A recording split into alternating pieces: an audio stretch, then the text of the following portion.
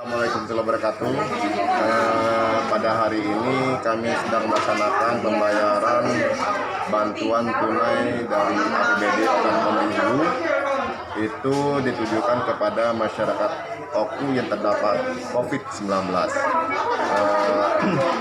Kembalian ini diberikan kepada kurang lebih 20.000 masyarakat Oku yang terdampak COVID tersebar di kecamatan-kecamatan yang ada di Kabupaten Oku. Jadi khusus yang di kantor ini adalah dari Kecamatan Batu Raja Timur. Dan untuk kecamatan-kecamatan yang tidak ada kantor kami, akan kami lakukan pembayaran di kantor camat. Untuk pembayaran ini tetap kita mengedepankan protokol kesehatan. Jadi masyarakat diwajibkan memakai masker, jarak antrian kami jaga, kemudian wajib melaksanakan cuci tangan dan pembersihan disinfektan di masing-masing warga yang mendapatkannya.